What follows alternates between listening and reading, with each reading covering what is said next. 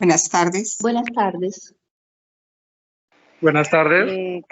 Buenas tardes. Buenas tardes. Buenas tardes. Bueno, vamos a comenzar.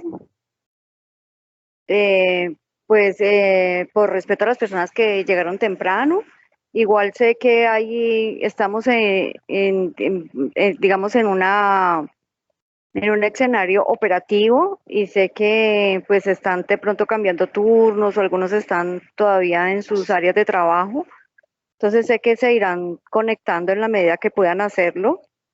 Les agradezco la presencia, les agradezco el tiempo, el interés en el tema y pues el poder compartir con ustedes experiencias, más que hacer algo como muy académico, muy magistral. La idea es compartir experiencias, como siempre les he dicho cuando he tenido la oportunidad de hablar con otras personas, y es ustedes en el área en el que están, tienen mucho que aportar en la construcción de todo este proceso de mejoramiento continuo en la parte de medicina transfusional, que cada vez viene tomando mayor relevancia y creo que es algo interesante, bonito y, vuelvo digo, relevante.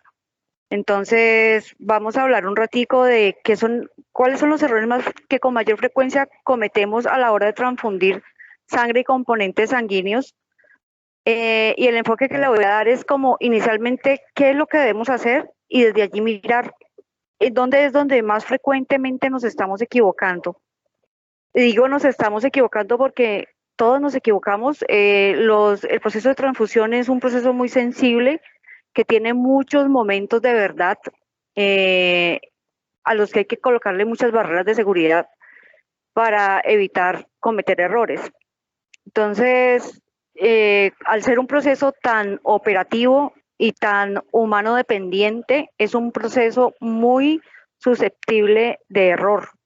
Entonces tenemos que tener todos los sentidos puestos en esto, en cada tarea que estamos haciendo, en cada tarea que estamos desempeñando, porque cada tarea, por pequeña que sea, como lo vamos a ver ahorita, es importante y tiene que ver con lo que sigue, con el paso que sigue. O sea, un paso va asegurando el otro, valga la redundancia, en la seguridad del paciente.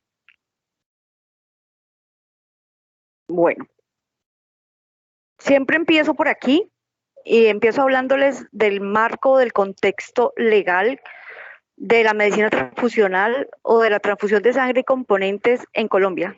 Y es el decreto 1571 de 1991. Obviamente hay muchos más normas, resoluciones, políticas y demás que vienen a complementarlo. Pero el decreto 1571, digamos que es la piedra angular, ¿sí? Tiene lo básico de la parte legal de servicios transfusionales y bancos de sangre en Colombia. Y muchas de las cosas que vamos a compartir aquí tienen esta base o están tomadas de aquí. Y en ese decreto 1571, que a pesar de ser del 91 sigue muy vigente, dice que la transfusión es un acto propio del ejercicio de la medicina y que por lo tanto debe estar bajo la responsabilidad de un médico. Es decir, si bien es cierto que en todas las instituciones, en todas, digamos, la aplicación de la sangre y los componentes está a cargo digamos, del equipo de enfermería. No podemos desligar la responsabilidad que como médicos nos asiste sobre un paciente que se esté transfundiendo, sobre 1, 2, 3, 4, 5 pacientes que se estén transfundiendo en uno o más servicios. Podemos, digamos, delegar todo si queremos o si lo necesitamos, pero nunca podremos delegar la responsabilidad de ese paciente a quien le estamos colocando cualquier componente sanguíneo. Brevemente, como a manera de repaso, porque no digamos que no es objeto de esta charla, es recordar un poco los componentes que con mayor frecuencia utilizamos nosotros en medicina transfusional. Los glóbulos rojos empacados, que yo creo que es el pan de cada día, es lo que más utilizamos. y que están indicados obviamente para pacientes con deficiencia sintomática de la capacidad transportadora de oxígeno o de una hipoxia tisular debida a una masa de glóbulos rojos circulantes que esté demasiado baja o esté comprometida. O sea, digamos, eso es lo que buscamos. Si un paciente tiene deficiencia en su masa globular, tiene poca capacidad transportadora de oxígeno, necesitamos colocarle glóbulos rojos.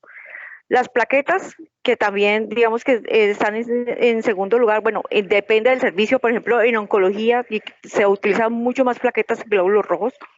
Las plaquetas están indicadas para tratar sangrados debido al descenso crítico en el conteo de las plaquetas, que es lo que conocemos como trombocitopenia, o a un número de plaquetas normales, o sea, no hay una trombocitopenia, pero las plaquetas no están funcionando de manera adecuada por alguna enfermedad de base. El plasma fresco congelado no es tan usado, no es tan utilizado. De pronto lo utilizamos más en urgencias y se utiliza o tiene su clara indicación en sangrados por deficiencia de múltiples factores de la coagulación, porque cuando estamos hablando de un solo factor, como es el caso de los pacientes hemofílicos, pues lo que está indicado es colocarle el factor que tiene deficiente y no colocarle plasma. Está indicado en requerimientos de cirugía urgente en pacientes que tienen esos múltiples factores de la coagulación deficientes, o en pacientes a quienes en urgencia le estamos haciendo una transfusión masiva y se nos mete en una anomalía de coagulación, que es muy común en transfusiones masivas. En sangrado por uso de warfarina es una de las más claras indicaciones, o de las indicaciones que con mayor frecuencia hacen que tengamos que utilizar plasma fresco. En la púrpura trombocitopénica trombótica o en procedimientos invasivos urgentes en pacientes que están anticoagulados con warfarina y necesitamos revertirlos rápidamente porque necesitamos llevarlos a quirófano o necesitamos hacerles un procedimiento invasivo con una probabilidad medianamente alta de sangrar.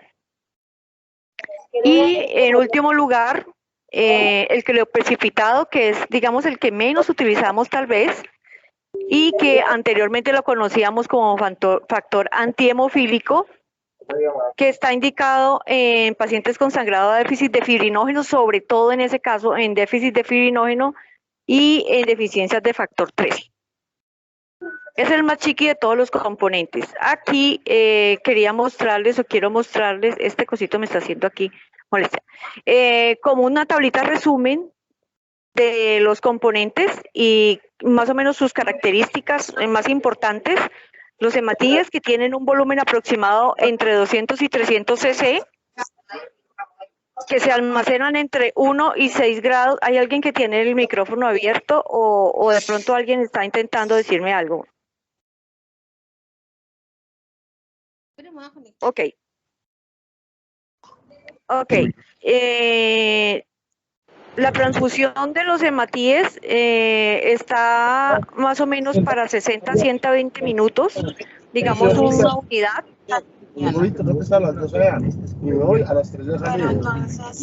Y por favor cierren los micrófonos. Gracias. ¿Y sabes también quién va a ir? Porque me dice, bueno, ella. Aló.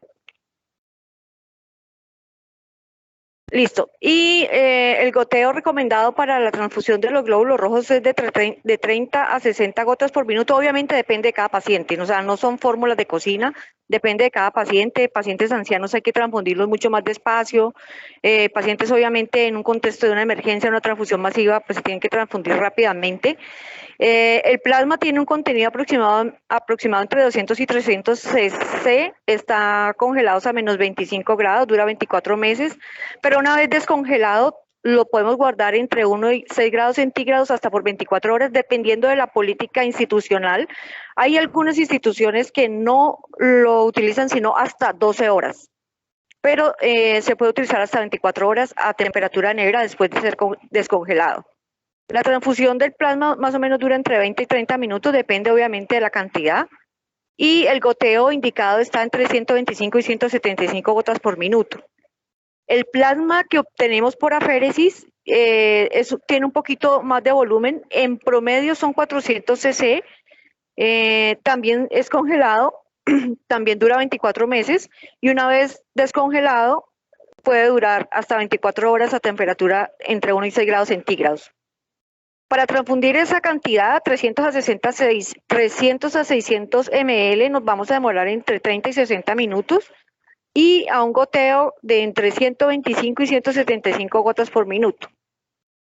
Y las plaquetas tienen un volumen aproximado entre 200 y 300, hablo de plaquetas por aféresis, que contienen 6 unidades de plaquetas, ¿sí? El pool, lo que conocemos como pool o cup, son 6 unidades de plaquetas que se ha aceptado así realmente por una razón comercial, pero realmente un cup o un pool de plaquetas pueden ser hasta 10, puede ser de 2 a 10 unidades de plaquetas perfectamente. Yo puedo tener un cup o un pool de plaquetas por aféresis de 2, de 3, de 5, de 10, de 6, máximo 10 unidades en una bolsa es lo que yo puedo almacenar.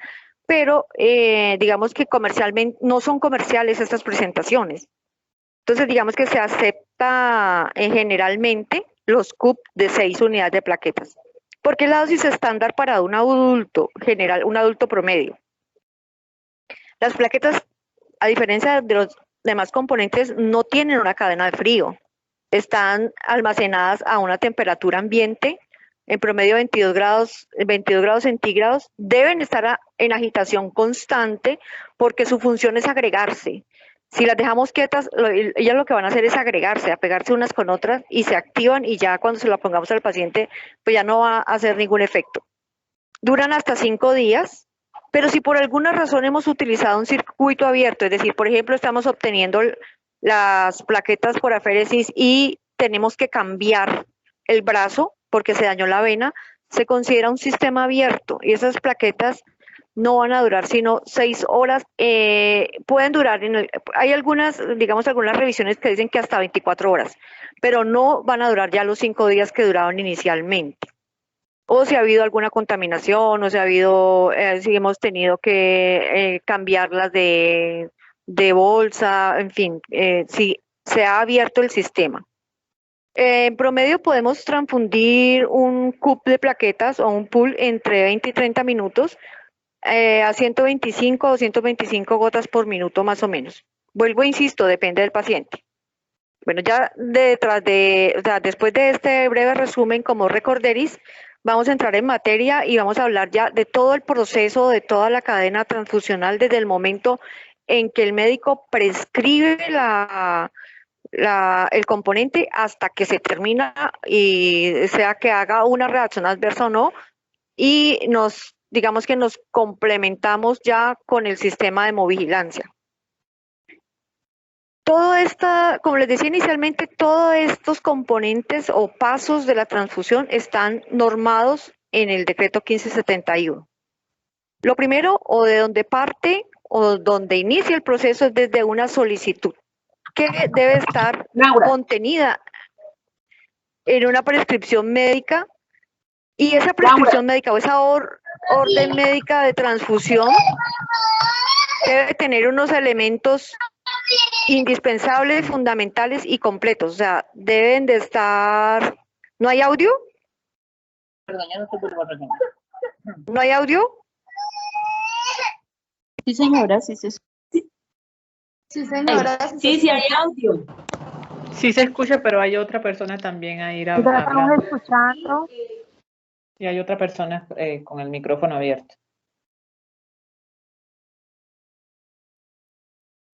O sea, yo ahora llegué a mi casa y cómo llegué para venir.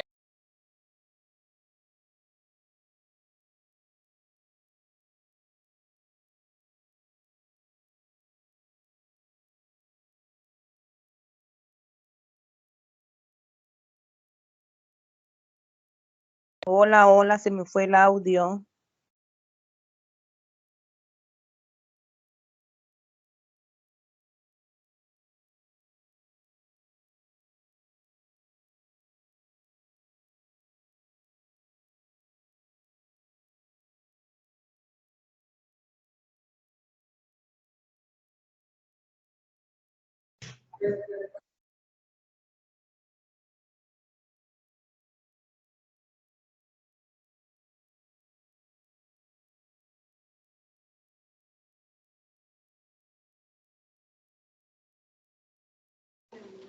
No tenemos audio.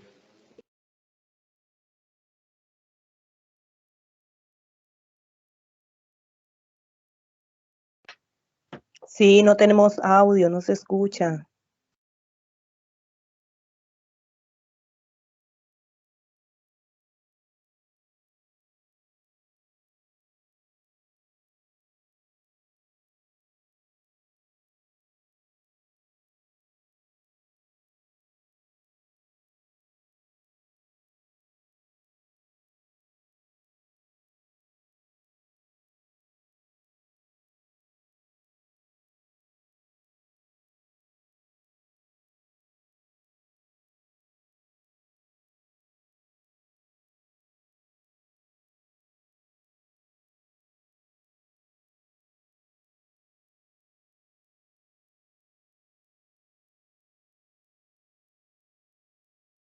¿Me escuchan?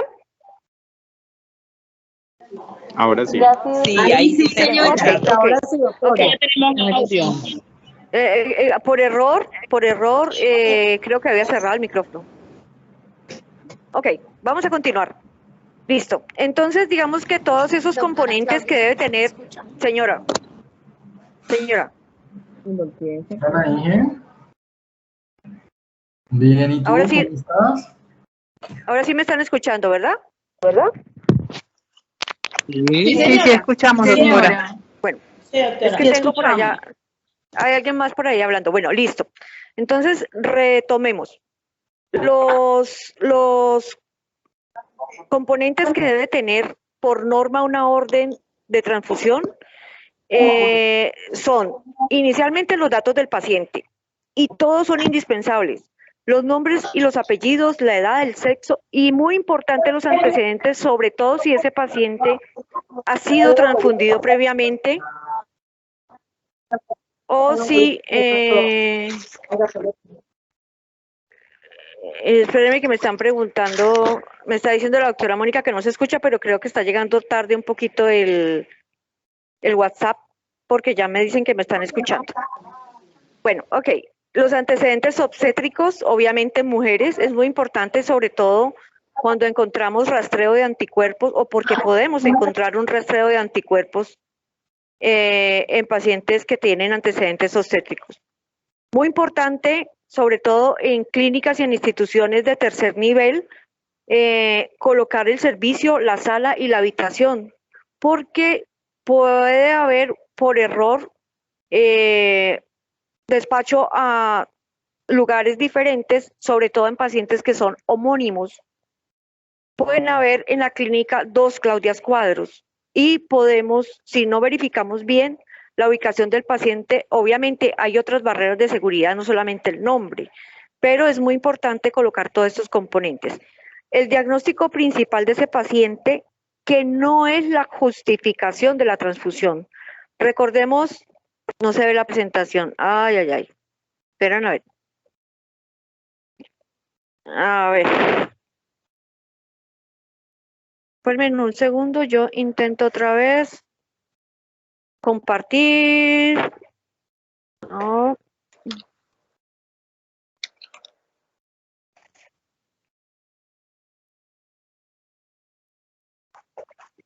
¿Están viendo la presentación? ¿La pantalla? Sí, señora. Sí, se ve, ahora sí. Ok, perfecto. Vale. Qué pena, tanto tropiezo tecnológico. Bueno, también les decía que no es lo mismo el diagnóstico que la justificación de la transfusión. Es un error que cometemos con mucha frecuencia. Un paciente puede entrar a la clínica con una migraña, ¿sí? Y resulta que por alguna razón hizo un sangrado, digamos, además se le colocaron, digamos, AINES o venía tomando AINES, entró por una migraña y resulta que en la clínica hace un sangrado digestivo importante, hace una hemorragia y necesita sangre. La orden de esa transfusión, el diagnóstico principal es la migraña, puede ser por la que entró el paciente, pero la justificación de la transfusión es una hemorragia gastrointestinal con una anemia secundaria. Entonces, porque siempre o tienden muchas veces a dejar en los registros o en las órdenes médicas el diagnóstico que aparece en todos los récords o en los registros del paciente, que es el diagnóstico con el que el paciente ingresó. Entonces, es muy importante la justificación, porque desde allí empezamos a mirar la pertinencia de esa transfusión, si esa transfusión sí es o no es pertinente. Recuerde que estamos siempre buscando el uso racional de la sangre, porque es un recurso muy escaso, es un recurso por el cual padecemos continuamente, entonces tenemos que hacer un uso racional de él. También respecto al componente es importante el tipo, o sea, si son glóbulos rojos, si son plaquetas, si es plasma, la cantidad, si es en número o en volumen en el caso de pediatría. Si son adultos, pues es una unidad, 2 unidades, 3 unidades, pero si es en pediatría son 80 cc, 60 cc, porque estamos hablando de alícuotas.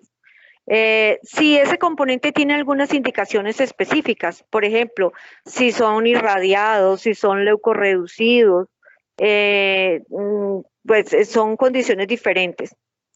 Del médico prescriptor, que es el responsable inicialmente de esa transfusión, los nombres, los apellidos, la firma y el sello. Y es muy importante que esa orden médica vaya completa con firma y sello. ¿Por qué?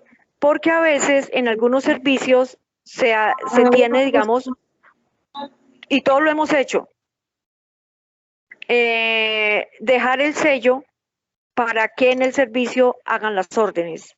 Y no es una buena práctica.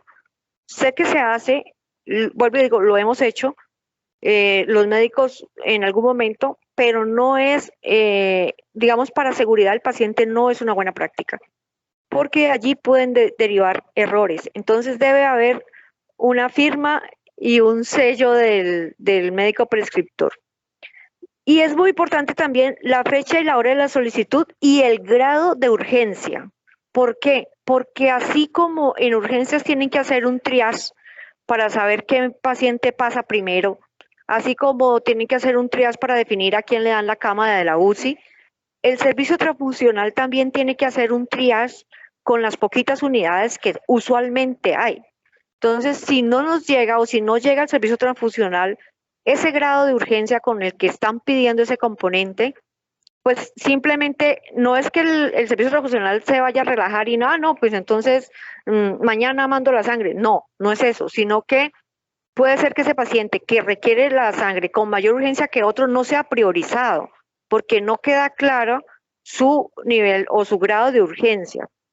Y también es importante la fecha y la hora para los indicadores. A los servicios transfusionales también se les mide la oportunidad que mide desde el momento en que entra la solicitud de ese componente hasta el momento en que llega o se despacha ese componente a ese paciente. Y la manera de medirlo, pues obviamente es teniendo la fecha y la hora.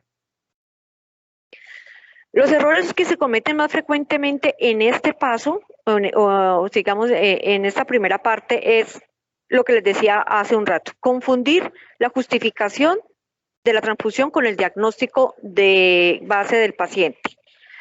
El no ser claro en las indicaciones específicas del componente. No, jefe, que le coloquen, el médico, ¿no? O sea, que le coloquen 2 unidades de glóbulos rojos a ese paciente. Muy diligentemente la jefe hace lo propio, llega a la solicitud al servicio transfusional, con las pruebas de compatibilidad, y resulta que después, cuando ya está el componente en la sala, el médico o el especialista o quien haya prescrito la sangre está muy molesto o muy molesta porque le están colocando unos componentes que no eran, por ejemplo, irradiados o que no estaban filtrados. ¿Pero por qué si el paciente? Pues es que van a revisar la orden y usted no fue claro en la orden. O sea, en la orden no estaba claro eso. Entonces, a veces por la prisa, por el afán, el médico no es claro o no es exhaustivo en su orden médica. Entonces coloca glóbulos rojos, pero no coloca qué más quiere o qué más necesita. Entonces es un error frecuente que puede generar incluso pérdida de componentes, porque si el paciente tiene una indicación clara de unas unidades filtradas, esas unidades deben ser devueltas al banco. Por favor, cierren los micrófonos. ¿Listo? Gracias. La otra cosa, o la otra, con frecuencia, el error que pasa es lo que les decía ahorita. No son claros en la hora y en la solicitud en la hora de la solicitud y el grado de urgencia. Entonces, ocurren muchos inconvenientes aquí, porque se despacha componentes a un paciente que de pronto no era tan prioritario como otro. Obviamente hay algunos escenarios donde prima ese componente, hay que optimizarlo, por ejemplo, en un paciente que está llegando choqueado de urgencias, ¿sí? Pero no podemos dejar de lado tampoco un paciente que está en quirófano. Entonces, es muy importante que esto quede claro. Y el otro error que con frecuencia ocurre es que no se colocan los antecedentes transfusionales en las órdenes médicas. Las órdenes médicas usualmente ya están en una proforma en la mayoría de las instituciones o están en un formato. Y a veces por la misma prisa no diligenciamos el formato completo. Si el formato tiene determinadas información es porque esa información es necesaria. Y una de esa información necesaria son esos antecedentes transfusionales. Es muy importante para el servicio transfusional. ¿Listo? Ahorita vamos con las pruebas pretransfusionales, que es otro momento de verdad. Y otro momento de verdad, otro paso importante en la cadena transfusional que requiere o que merece toda la importancia y que merece que le coloquemos todas las barreras de seguridad, porque es donde más errores se pueden cometer. Y es en la toma de la muestra de la sangre. Pareciera algo trivial o algo muy rutinario, pero es muy importante para la seguridad del paciente que vamos a transfundir. La toma de la muestra de la sangre o la muestra de la sangre del paciente que va a ser transfundido, obviamente estamos hablando de glóbulos rojos y no estamos hablando en un contexto de emergencia, sino en un paciente que puede esperar una prueba de compatibilidad. Esa muestra debe estar inequívocamente identificada con los datos del paciente y de quien toma la muestra. Es muy importante que tenga esa información. Necesitamos realizar una identificación positiva del paciente, o sea, depende del estado en el que esté el paciente. Si el paciente está consciente, coherente, orientado, con ese paciente podemos obtener sus datos. Señor, ¿usted cómo se llama? ¿Cuál es su número de cédula? Listo. Si no, entonces tenemos que recurrir o a su acompañante o a los récords, es decir, a la historia clínica, al brazalete, ¿sí? Pues hay algunas clínicas mucho más, digamos, tecnificadas que utilizan códigos de barra para los pacientes. Pero es muy importante que hagamos una identificación positiva de este paciente y no nos quedemos de pronto con lo que no, el paciente Pedro Pérez, no, es el de la cama 5, sí, ya voy, le tomo la muestra y la traigo, pero no verifico y ahí se cometen muchos errores. Nunca nos confiemos de los carteles que están a la cabecera del paciente, de esos donde está el nombre del paciente, la cédula y la cama número 5, porque de pronto se ha cambiado de ubicación un paciente, se ha cambiado una cama y no ha habido tiempo suficiente de quitar o de cambiar el cartel y allí puede haber un error.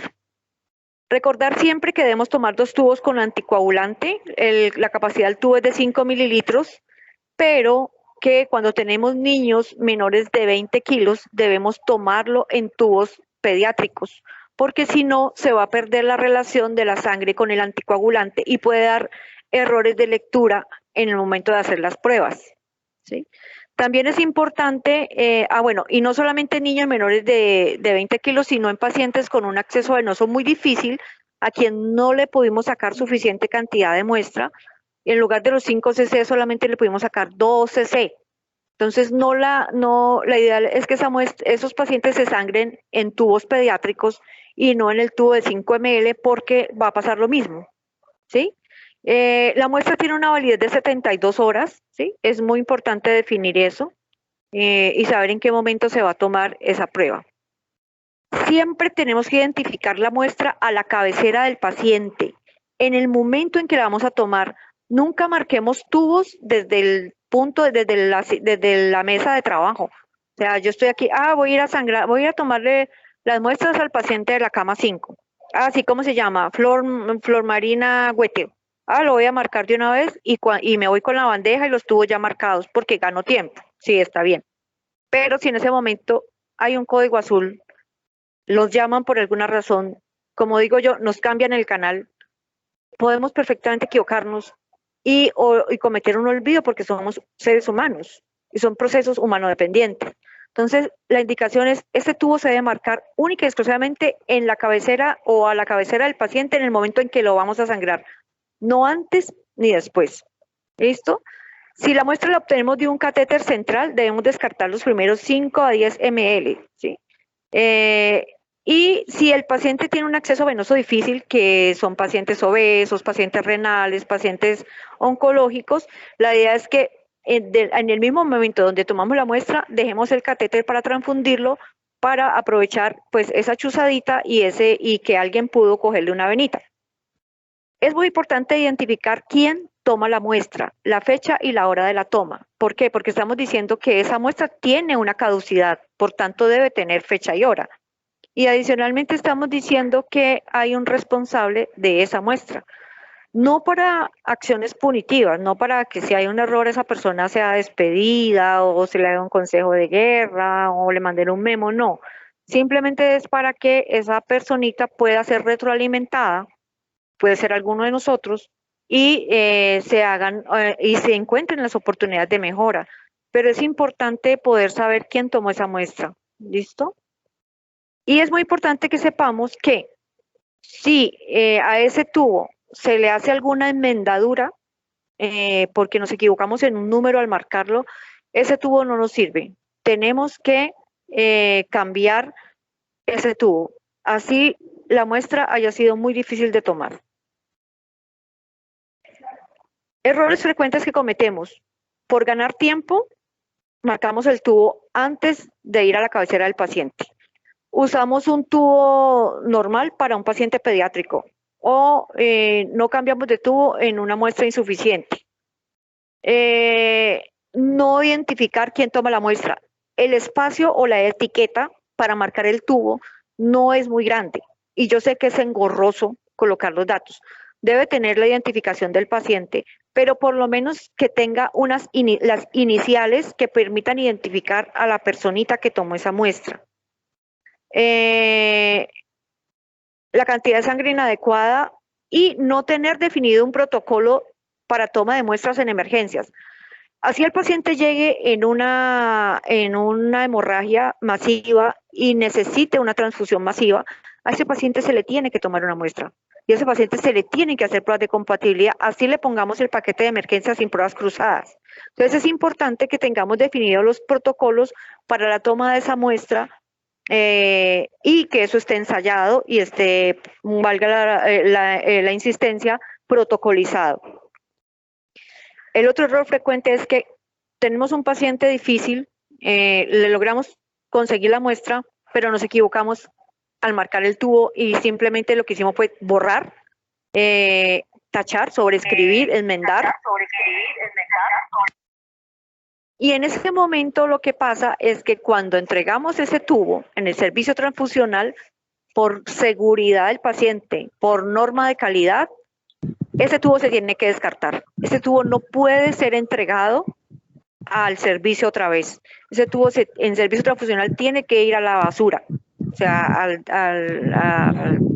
como un residuo final, porque, y esto genera muchos conflictos entre compañeros de trabajo, porque ha sido un paciente difícil de sangrar y entonces llegan al servicio transfusional, el servicio transfusional dice, no, qué pena, tienes que traerme otra muestra. Ah, pero devuélvame el tubo, yo se lo vuelvo a... No, porque si ha sido difícil de sangrar, somos humanos y la tentación va a ser, yo lo corrijo. Pero si hay una enmendadura, lo primero que yo tengo que pensar es que pudo haber habido una equivocación. Entonces, es mejor, ese tubo se descarta en el servicio transfusional y usted tiene que traer una nueva muestra. Ya cuando ya ha pasado todo, ya tomamos la muestra, ya llevamos las muestras, ya el servicio transfusional hizo la compatibilidad, no hay rastreo de anticuerpos positivos, le encontramos las unidades al paciente, todo bien, todo bonito, que no siempre es la realidad, pero ya estamos a puertas de transfundir el paciente. Entonces, tenemos unas actuaciones previas que son muy recomendadas para no generar pérdida de tiempo porque saben que tenemos unos tiempos para transfundir de acuerdo al componente, que tenemos una cadena de frío que tenemos que cuidar hasta el final y que tenemos un componente que es un recurso limitado que no podemos desperdiciar. Entonces, lo primero que tenemos que hacer, ojalá antes de mandar por los componentes al servicio transfusional, es revisar la orden médica. Sí, el paciente de la cama 5 tiene una orden médica de transfusión y ya nos llamaron de servicio transfusional y nos dijeron que la sangre ya está. Vamos a mirar esa orden médica, qué componente es, cuánto le mandaron, si tiene, hay algunos médicos muy juiciosos que incluso colocan la velocidad de infusión que tiene indicado ese paciente, sobre todo en pacientes ancianos, que nos pueden hacer una sobrecarga circulatoria con la mitad de una unidad de glóbulos rojos. Si ese paciente tiene ordenada una premedicación, porque la indicación de la premedicación es media hora antes de la transfusión y no al momento de transfundirlo. Si tiene alguna recomendación, por ejemplo, colocarle un diurético antes de la transfusión o por lo menos que si es un paciente renal, que primero lo dialicen antes de transfundirlo o que lo transfundan cuando esté dializándose. Entonces, mirar todas esas recomendaciones que pudo haber dejado el médico, vuelve y juega a hacer una identificación positiva de ese paciente, mirar si el paciente está consciente o con el acompañante o con el brazalete o con las anteriores. Verificar que haya un consentimiento informado y que esté firmado, ¿sí? Puede que haya un papel pero que no esté firmado y suele ocurrir que nos confiamos de que el papel está allí pero resulta que ninguno verificó y no lo habían firmado. Y resulta que mandamos a traer los componentes a servicio transfusional, cuando ya estamos listos para ponerlos, no hay consentimiento informado. Y resulta que o el paciente no se quiere dejar, no quiere firmarlo, porque sea testigo de Jehová o porque tiene miedo, por lo que sea, no quiere, o porque no hay un familiar, en caso de niños, o no haya un tutor responsable que nos firme ese consentimiento informado y podemos perder ese componente, porque ya no nos lo van a recibir otra vez en el servicio transfusional o porque ya ha pasado un tiempo demasiado largo y ya no lo podemos transfundir, mientras buscamos quién nos va a firmar el consentimiento. Verificar un acceso venoso y sobre todo verificar que esté y que esté permeable, porque ese es otro error que cometemos. No, sí, manden a traer la sangre, sí, manden al patinador o a quien sea que haga las veces que traiga la sangre. Y resulta que cuando vamos a transfundir ya al paciente nos damos cuenta que no tiene acceso venoso o que lo tiene pero ya no está permeable. Y si es una persona con venas difíciles, ahí empieza el padecimiento porque no hay quien le coja una vena, empiezan todas las jefes de todos los servicios a desfilar tratando de canalizar a ese paciente y al final seguramente va a terminar en un catéter central porque nadie le pudo coger una vena. Entonces, y se va a desperdiciar el componente. Pareciera que no fuera importante, pero es importante verificar el confort del paciente, porque es un paciente que va a estar seguramente sin poder separar 2, 4, 5, 6 horas, depende de la cantidad de componentes que le vamos a poner. Estoy hablando de un paciente, pues digamos, clínico y no un paciente en una UCI, ni en un paciente en un quirófano. Tomar los signos vitales previos es muy importante. ¿Por qué? Y ojalá tomar unos signos vitales antes de traer el componente al servicio. Porque si ese paciente tiene fiebre y nos damos cuenta ya cuando tenemos el componente ya fuera del banco, lo vamos a perder o vamos a perder tiempo y después nos va a tocar transfundir a la carrera de ese paciente.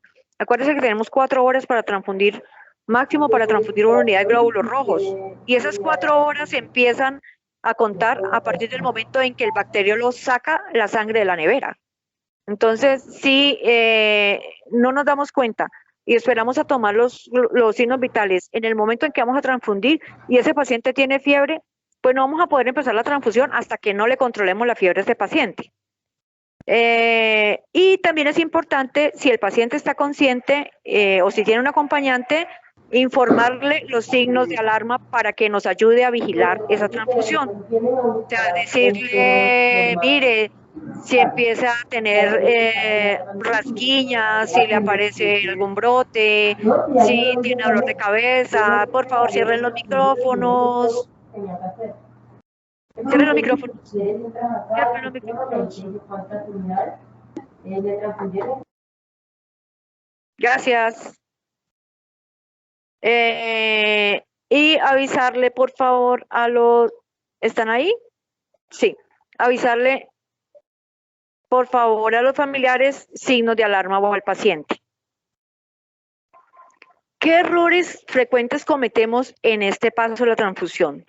No verificar la orden médica, conformarnos solamente con que el paciente de la cama 5 tiene ordenado 2 unidades de glóbulos rojos y no verificamos qué más tiene ese paciente ni qué especificidades nos hicieron al respecto de la transfusión.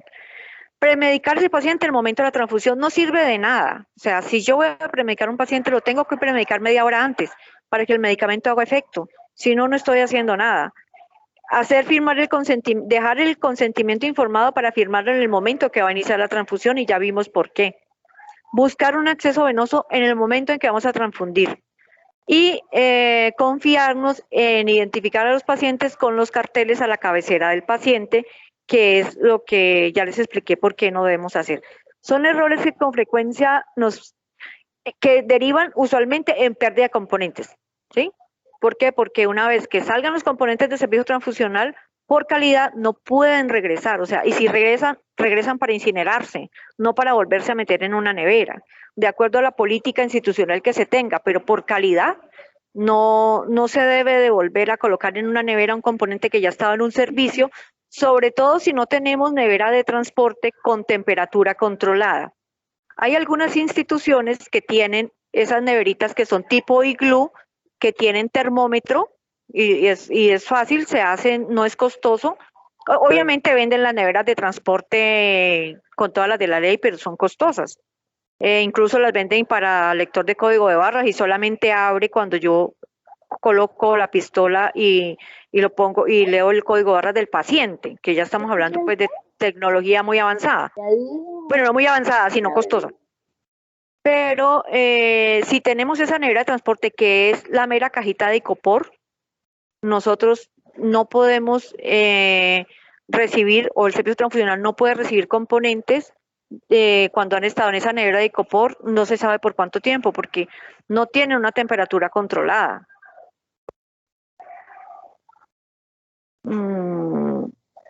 Ya en el momento en que vamos a transfundir como tal, ya verificamos, ya tiene consentimiento informado, ya tenemos los componentes ahí, ya sabemos que ya vamos a iniciar a transfundir. Tenemos que chequear los componentes como si fuera un medicamento o incluso algo más delicado de un medicamento.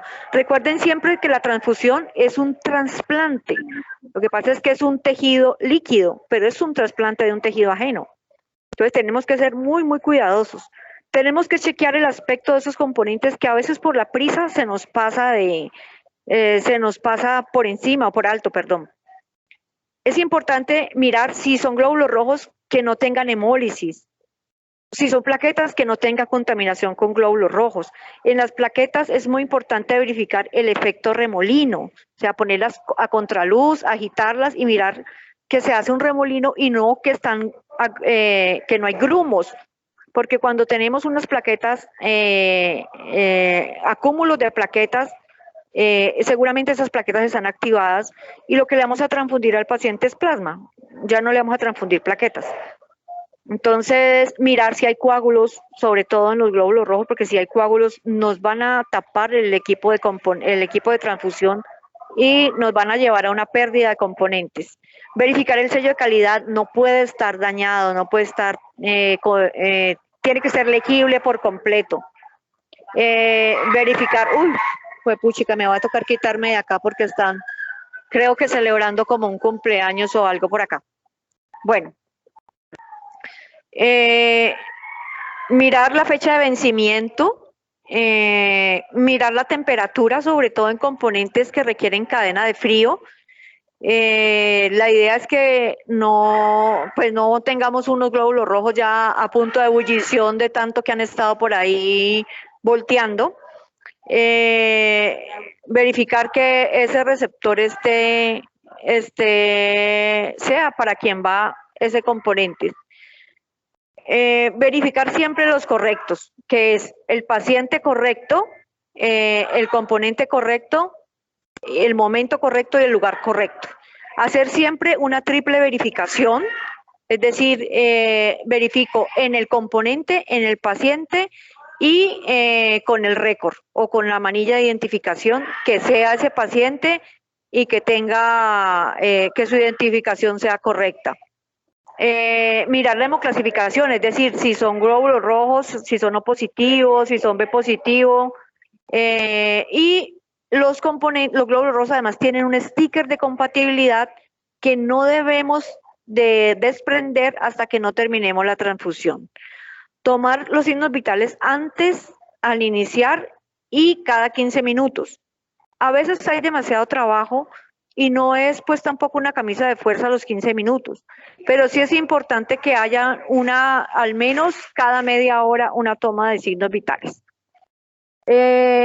Diligenciar el formato de control de transfusión con los datos del paciente, los datos del componente, los datos del acceso venoso, o sea, dónde canalizamos a ese paciente, quién consiguió ese acceso venoso, si tuvo una premedicación o no, y obviamente quién es el responsable de iniciar esa transfusión.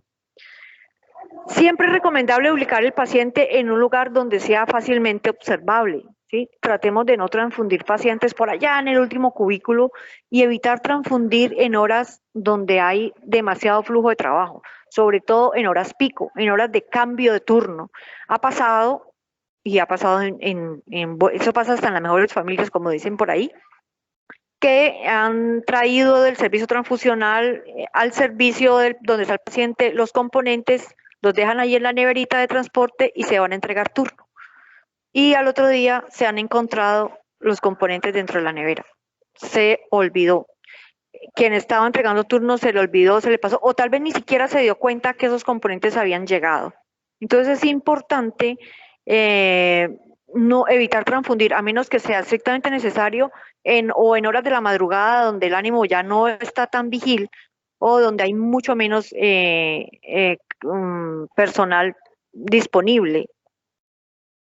Esto era lo que yo les hablaba. El papel que está en el contact o en el adhesivo es el sticker de compatibilidad. En la mayoría de las clínicas y los hospitales se maneja de esta manera, pero hay en algunos donde todavía se maneja el cartoncito para llenar a mano. Sea cual sea este o el cartoncito a mano, ese rótulo no se puede desprender hasta que la transfusión no se termine. Porque si el paciente hace una reacción adversa, lo primero que tenemos que ir a verificar es que ese sticker de compatibilidad tenga los datos correctos de ese paciente. Y también ese sticker de compatibilidad lo tenemos que verificar no solamente contra el paciente, sino contra la bolsa. Si ustedes miran, la bolsa tiene un número de sello de calidad y tiene una hemoclasificación, dice O positivo, sello de calidad 15000480. Entonces ese sticker de compatibilidad también tiene el sello de calidad 15000480. Grupo sanguíneo positivo. ¿Por qué? Porque la colocada de este sticker también es humano dependiente y se puede estar haciendo en simultánea. Podemos tener, en el servicio transfusional pueden haber varios pacientes para transfundir y el bacteriólogo o los bacteriólogos están haciendo esto, le están colocando ese sticker a varias unidades. Y en algún momento, por algún descuido, se puede colocar un sticker equivocadamente a una unidad que no es. Y si yo solamente miro, sí, es O positivo, sí, es O positivo, sí es la del paciente, pero no me fijo bien en que los datos sean correspondientes, pues simplemente voy a cometer un error o no me voy a dar cuenta si el paciente hace una reacción adversa que seguramente le estoy colocando sangre incompatible. Errores frecuentes en este paso. No desconocer, o sea, no tener conocimiento de cuál es el aspecto normal de una unidad. Tenemos que saber cómo es normalmente una unidad de plaquetas, cómo es normalmente una unidad de glóbulos rojos para poder saber si algo está mal. Hay un error que se comete también con mucha frecuencia y es diligenciar de manera anticipada el formato de seguimiento. Y ha pasado. Y uno se entera porque cuando le llega el reporte de la reacción adversa, resulta que la transfusión se interrumpió. A los 20 minutos de haber iniciado la transfusión y le envían a uno el formato de seguimiento y está diligenciado hasta las 2 horas, porque se diligenció anticipadamente para ganar tiempo. Lo que les decía ahorita, evitar siempre transfundir en horas pico, en la madrugada, en los cambios de turno. Ubicar el paciente en un cubículo donde no tengamos buena visibilidad de él. Y no realizar la triple verificación, es decir, conformarnos solamente, sí, ese es el paciente Pedro Pérez, sí, ese es el de la cama 5, sí, vaya, colóquele la transfusión. Es muy importante también saber qué equipos tenemos que utilizar para transfundir de acuerdo al tipo de componente. Los glóbulos rojos tienen un equipo para transfundirse, que es el equipo que tiene el filtro o la mallita. No podemos utilizar equipos de administración de líquidos porque no tienen el filtro y ese filtro cumple con una función. Es un equipo que va a filtrarnos los detritos que tenga ese glóbulo rojo, que en algún momento pues, nos pueden obstruir un acceso venoso, obstruir un catéter o simplemente generarle daños al paciente. Ese equipo dura hasta 2 unidades de glóbulos rojos, o sea, no podemos utilizar el mismo equipo para 3, 4, 5. Y adicionalmente, puede ser que lo utilicemos en una sola unidad, pero si en esa unidad tiene demasiados detritos, cuando vamos a comenzar la segunda unidad, tenemos que verificar o tenemos que cambiarlo. Hay un equipo para transfundir componentes, ¿sí? Y así se llama, equipo para transfusión de hemocomponentes. Viene en una cajita, es diferente. Y ese se utiliza para transfundir plaquetas, plasma y crioprecipitado. No podemos utilizar equipo para administrar glóbulos rojos o equipos de venoclisis, de macrogoteo para transfundir plaquetas, porque las plaquetas tienden a adherirse en las tubuladuras y los equipos de transfusión de componentes tienen un PVC, un material especial para evitar que las plaquetas se adhieran a él. Si utilizamos otro equipo, las plaquetas se van a adherir y se van a activar. Y cuando las plaquetas se activan antes de entrar en el torrente circulatorio del paciente, pues simplemente no van a cumplir ya su función cuando entren al paciente y simplemente vamos a transfundir plasma. Es muy importante si en la institución no entrega el servicio transfusional los glóbulos rojos o los componentes filtrados, sino que tenemos filtros a la cabecera del paciente, que es muy raro, pero todavía ocurre. Puede ser que por alguna razón el banco no nos lo pudo entregar y tenemos que colocar el filtro nosotros al paciente. Esos filtros, pues hay filtro leucorreductor para glóbulos rojos y hay filtro leucorreductor para plaquetas, pero para plasma y para crío no hay filtro, tenemos que usar el mismo de plaquetas. Esos filtros tenemos que saberlos colocar porque esos filtros requieren ser purgados con solución salina, y es un poquito complicado manejarlos, pero tenemos que tener el entrenamiento. ¿Qué hay respecto a los infusores, los calentadores y las bombas? Es posible que utilicemos infusores, pero tienen que ser los infusores específicos para glóbulos rojos. Lo mismo que los calentadores. No pueden ser microondas, no pueden ser baño María. O sea, para calentar la sangre existen dispositivos que son calentadores para sangre, que tienen temperatura controlada. Recuerden que si no estamos en un contexto de emergencia, en una transfusión masiva, no tenemos la necesidad de calentar la sangre. La sangre solamente se tiene que calentar para una transfusión masiva, porque la sangre fría a velocidad alta puede estimular el nodo sinusal, generar arritmias fatales y el paciente puede fallecer. Pero en un paciente que le estamos transfundiendo lentamente, 1 unidad, 2 unidades, allí simplemente es por cortesía, para que no sienta disconfort el paciente, que podemos dejar atemperar los glóbulos rojos y no transfundirse los fríos al paciente. Pero en emergencia sí, definitivamente hay que calentarlo. Y tenemos que tener un calentador en los sitios donde tengamos con frecuencia transfusiones masivas, en quirófano o en urgencias.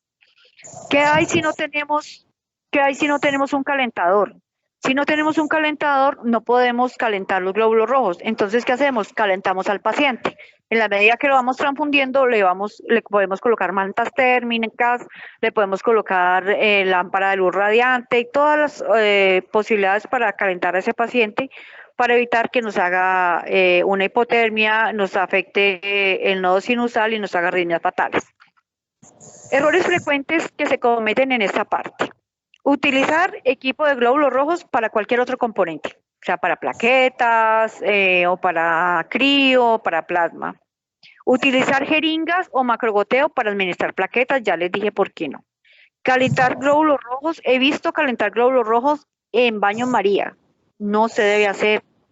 El calor va a generar hemólisis.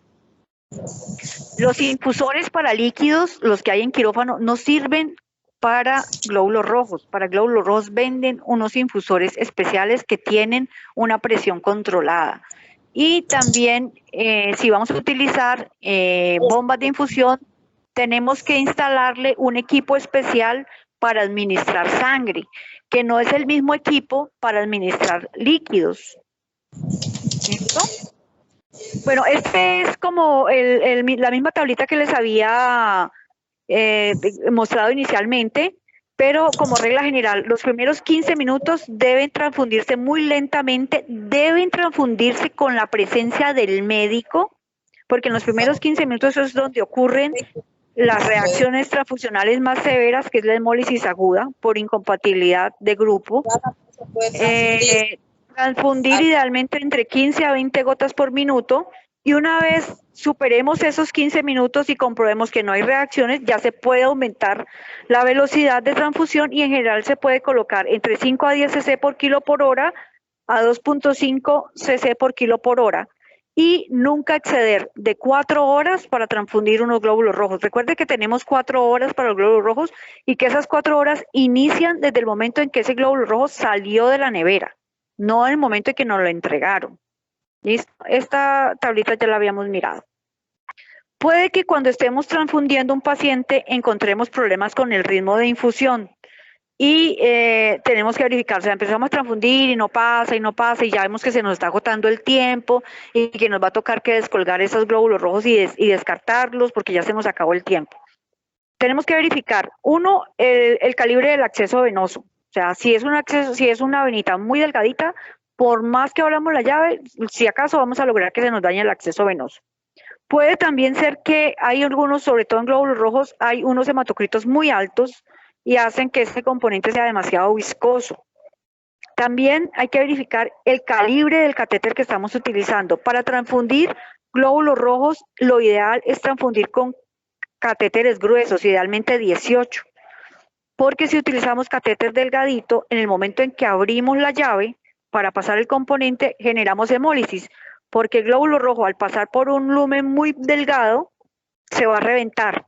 Entonces, lo ideal es transfundir con catéter grueso. Y si estamos en el escenario, en el contexto de una transfusión masiva, pues ojalá que tengamos un central o un 16, es lo ideal. También tenemos que descartar que no haya un espasmo venoso que puede ocurrir o por el aire acondicionado del sitio donde está el paciente o porque estemos colocando glóbulos rojos fríos, componentes muy fríos. En ese caso, podemos apoyarnos de mantitas térmicas o de lamparita de luz radiante. Mirar si hay presencia de residuos, ¿sí? Puede hacer que ese equipo ya esté muy lleno, tenga demasiados residuos y nos esté impidiendo la transfusión. ¿Cómo podemos resolver? Pues tratar en lo posible de buscar un mejor acceso venoso, usar siempre catéteres gruesos, elevar la altura del componente con un atril, o sea, siempre elevar el componente ayuda un poco, cambiar el equipo de administración, no importa si lo hemos usado en una sola unidad, pues cambiarlo nos puede ayudar. Y si vamos a adicionar por necesidad algo a la bolsa, no puede ser algo diferente a solución salina normal. No podemos colocar lactato porque el lactato tiene calcio y acuérdense que activa la coagulación. No podemos colocar destroza porque ocasiona hemólisis. Y lo ideal es no adicionar la solución salina directamente a la bolsa, sino colocar un equipo en Y y pasárselo al paciente. O sea, que es decir, que la solución vaya entrando a la par, que va entrando el glóbulo, la sangre y no a la bolsa. Todo paciente que estemos transfundiendo tiene que estar monitorizado. No estoy hablando de colocarle un monitor de signos vitales ni de que tenga que ir a una unidad de cuidado intermedio, no. Simplemente, si no tenemos, pues tenemos que hacerlo de manera manual. Tenemos que tener registro de signos vitales antes, durante y después. Y ojo, todos los signos vitales son importantes. A veces va a hacer uno revisión de esos seguimientos y no encuentra respiración por ningún lado, o no hay frecuencia cardíaca. Todas las variables son importantes. Si hay pacientes que tengan mayor riesgo, como los pacientes ancianos o los pacientes con falla cardíaca, los controles tienen que ser más seguidos. Tenemos que tener mucho cuidado con pacientes que estén sedados o que estén inconscientes, los pacientes de la UCI, porque a esos pacientes sí hay que estarles vigilando constantemente, porque esos pacientes no nos van a poder decir, oiga, me duele la cabeza, me empezó a doler el pecho, tengo ganas de vomitar, me duele el abdomen, tengo rasquiña en la piel. Entonces tenemos que estar pendientes de la sonda para mirar que no haya hematuria, pendiente de la piel de ese paciente para mirar que no aparezca un rash.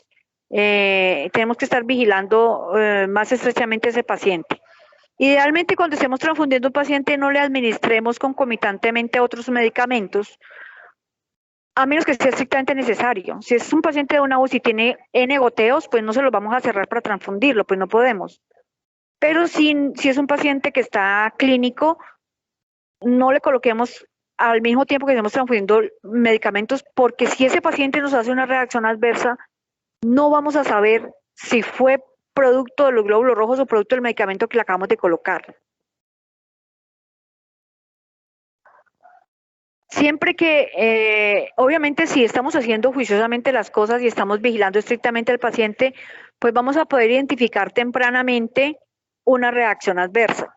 Entonces, si aparecen signos o síntomas de una reacción adversa que pueden ser dolor de cabeza, dolor en el pecho, piquiña en la piel, prurito, enrojecimiento en la piel, entonces inmediatamente cierre la llave, detenga la transfusión, llame al médico y después pensamos y después actuamos. O sea, decidimos qué le vamos a hacer al paciente, si el componente se va a perder o no se va a perder, pero lo más importante es detenga la infusión de ese componente que le está generando una reacción adversa a ese paciente. Idealmente depende pues de la magnitud de la reacción adversa, pues y tenemos que lograr otro acceso venoso, sobre todo si estamos sospechando hemólisis aguda, porque ese paciente va a necesitar administración de líquidos a chorro. A ese paciente sí, idealmente colocarle un monitor si nos está haciendo la reacción adversa. Tenemos que comunicarle al servicio transfusional o al banco de sangre, sobre todo si tenemos un paciente en el que estemos sospechando una hemólisis aguda por incompatibilidad, porque si estamos transfundiendo por error a un paciente equivocado, con seguridad habrá otro paciente en otro servicio que se esté transfundiendo equivocadamente. Y también es muy importante tomar las muestras para poder hacer el análisis de esa reacción adversa. Cometemos mucho el error de no tomar las muestras, de simplemente terminar la transfusión, mandar el resto de la unidad para el servicio transfusional y allá que adivinen qué fue lo que le dio al paciente. En el manual de hemovigilancia, que lo encuentran en la página del instituto, de ahí lo pueden descargar, www.ins.gov.co, hay unos cuadros muy buenos que dicen qué exámenes debemos de tomar de acuerdo al síntoma del paciente. Entonces, por ejemplo, si tiene un dolor torácico, pues adicionalmente hay que tomar una radiografía de tórax, hay que tomar un electro, pensando que pueda estar haciendo un trale, un taco. Entonces, es importante que se tomen. Muchas reacciones adversas, desafortunadamente, quedan inconclusas, quedan abiertas, y eso es un error porque no se tomaron los paraclínicos necesarios. La única reacción adversa que no necesita análisis, que no necesita que se le haga ningún examen ni ningún tipo de nada, es la urticaria. O sea, un paciente que le empezamos a transfundir, nos hizo un rash, nos hizo un brote y ya, se autolimitó. Siempre que se termine la transfusión, que no se pueda terminar, o sea, que se suspenda y quede un remanente de componente, ese componente debe ser enviado a el servicio transfusional. Y debe diligenciarse el formato de reporte de RAT, que es un formato como si fuera un dengue, una malaria, o sea, es una ficha de notificación obligatoria que debe ser diligenciada por el médico. O sea, la responsabilidad de ese diligenciamiento de esa ficha es del médico del servicio. Yo siempre les recomiendo que tengan en una bolsita de esas Ziplo transparentes un kit de RAT, un kit para responder a las reacciones adversas. ¿Y qué puede tener o qué debe tener ese kit? Un tubo seco, un tubo con anticoagulante, un tarrito para recolectar orina y un formato de reacción adversa en limpio para que el médico lo pueda diligenciar. Entonces, es muy sencillo, siempre que tengamos la reacción, pues sacamos ese formato, sacamos ese kit, le tomamos las muestras al paciente y diligenciamos el formato. Hay errores que se cometen frecuentemente y es, primero me voy a ir a buscar al médico, a llamarlo, primero miro a ver cómo está el paciente, le tomo signos vitales, no. Primero, cierre la llave, evite que siga el paciente exponiéndose a lo que le está generando la reacción. Otro error frecuente es desprender el rótulo de compatibilidad al inicio de la transfusión, se comete con mucha frecuencia. Otro error es no tomar las muestras que se tienen que tomar y no tener definido quién va a hacer esos análisis. Si los va a hacer el servicio transfusional, los va a hacer el laboratorio clínico. En algunas clínicas y hospitales es el mismo servicio. O sea, el laboratorio y el servicio transfusional están en la misma parte, entonces ahí no hay lío. Si no, toca definir quién va a hacer esos análisis. Descartar el componente de manera inmediata, o sea, presentó la reacción, cerré la bolsa y chumbulún, descarté el componente. No. En una reacción febril simple, yo le administro acetaminofén al paciente, el paciente se recupera y yo lo puedo terminar de transfundir sin problema y no pierdo el componente. En una urticaria, le administro antihistamínico, espero un ratico y puedo terminar la transfusión. Entonces, esperemos a ver si el paciente se recupera. Si ya no se recupera, pues sí, hay que descartarlo. Y recuerden que el descarte de los remanentes que quedan de la unidad o de las bolsas vacías no puede ser en el servicio. Las bolsas vacías y los remanentes de las unidades deben devolver al servicio transfusional porque el servicio transfusional tiene que cerrar el ciclo. Y adicionalmente el servicio transfusional tiene que relacionar esos sellos de calidad porque el banco es responsable del sello de calidad desde que se pone hasta que la bolsa se incinera. Entonces no se puede descartar olímpicamente en el servicio. A menos que en pandemia por COVID, obviamente estas unidades, pues por las condiciones en las que estamos, o en pacientes coortizados por algún germen resistente, pues hay que considerar si esas unidades vacías no salen de ese servicio. Cuando devolvamos esas bolsas vacías al servicio transfusional, hay que meterlas en una bolsa plástica transparente, quitarles la aguja, ojalá quitarles el equipo de administración también, y ponerlas con los sellos de calidad y con los sellos hacia afuera. ¿Para qué? Y bueno, y cerrarlas y colocarles una cinta para enmascarar un micropore para que no hayan derrames y para que el bacteriólogo que tenga que hacer el descarte de esas unidades o hacer la relación para entregarlas a la ruta no tenga que meterle la mano a esa bolsa y sacar para poder leer los stickers, sino que simplemente mira a través del plástico transparente y no tiene que correr el riesgo.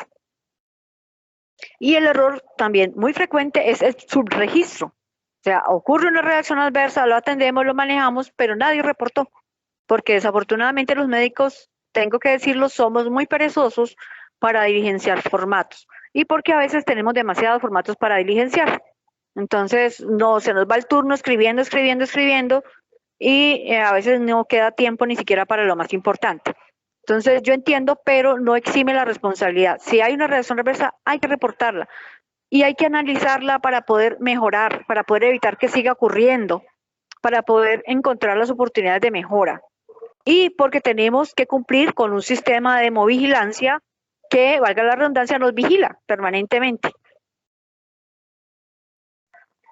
Una vez se termina la transfusión, recordemos que los pacientes que hemos transfundido deben ser vigilados durante 24 horas. No quiere decir que un paciente ambulatorio que lo vamos a transfundir lo tengamos que hospitalizar 24 horas, no.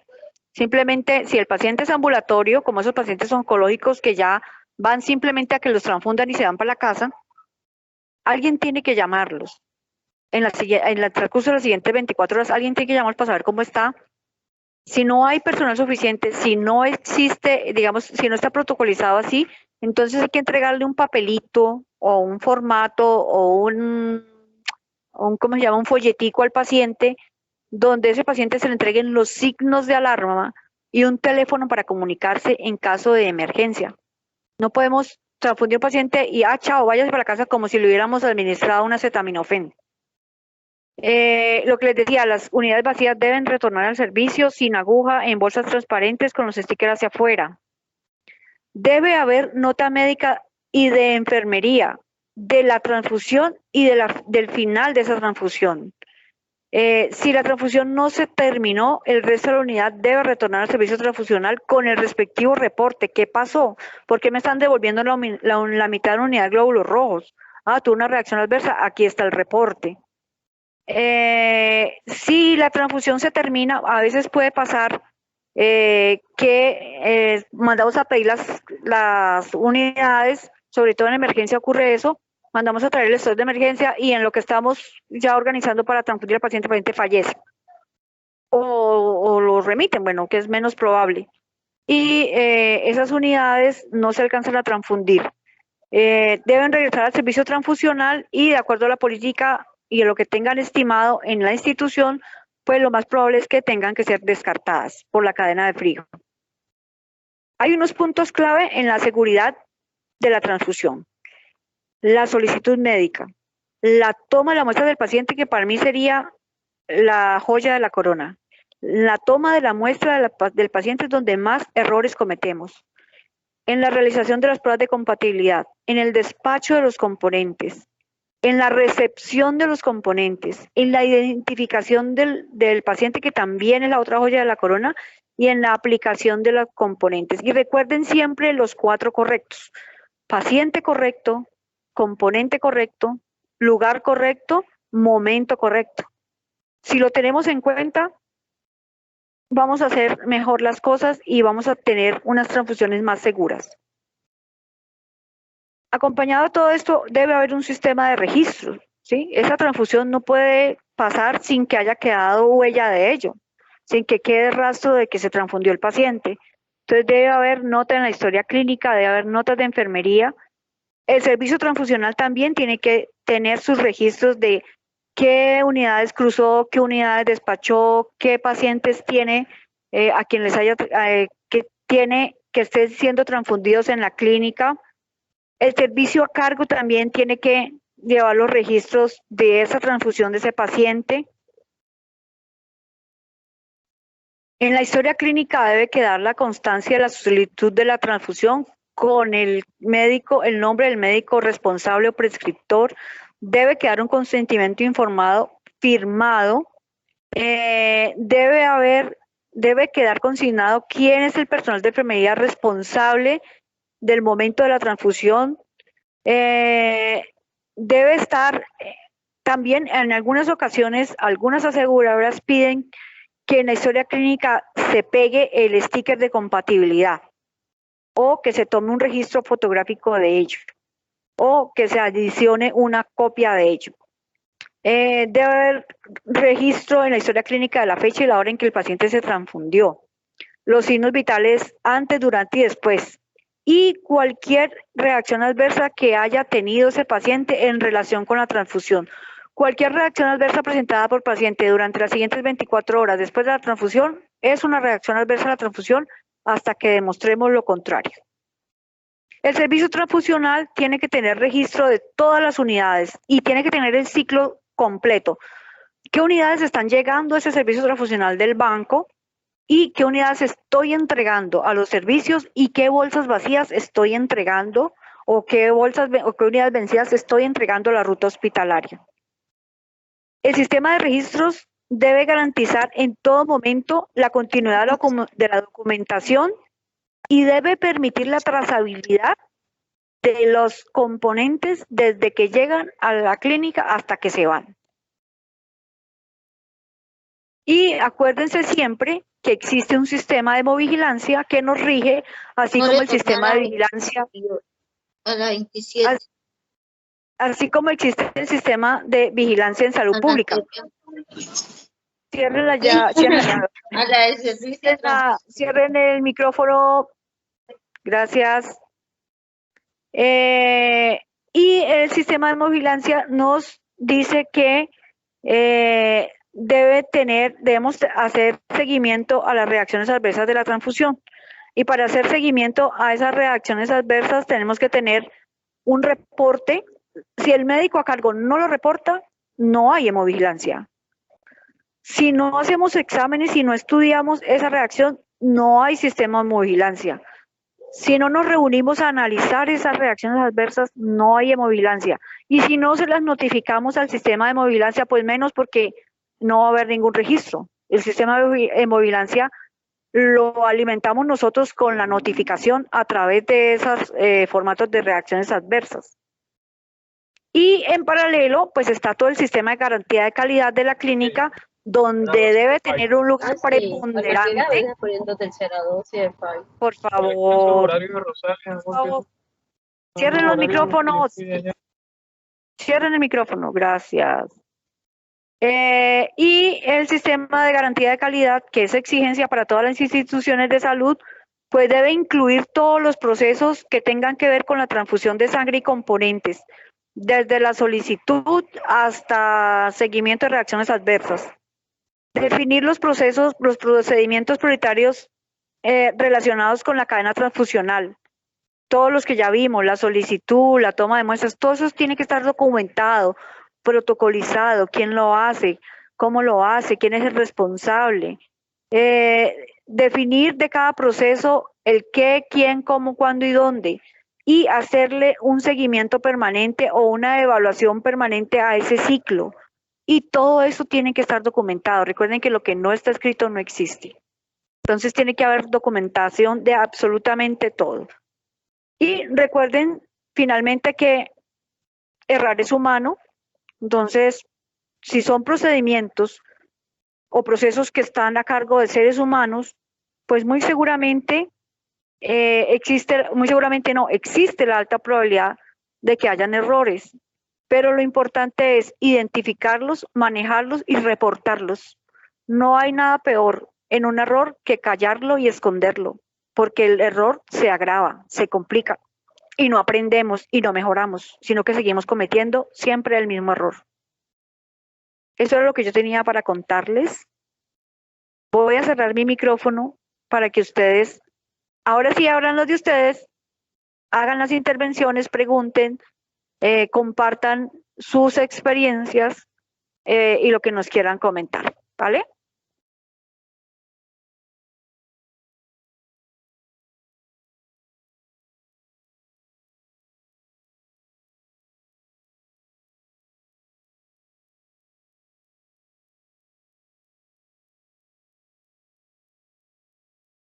¿Alguien por ahí? ¿Alguien tiene alguna pregunta? ¿Alguien tiene alguna intervención?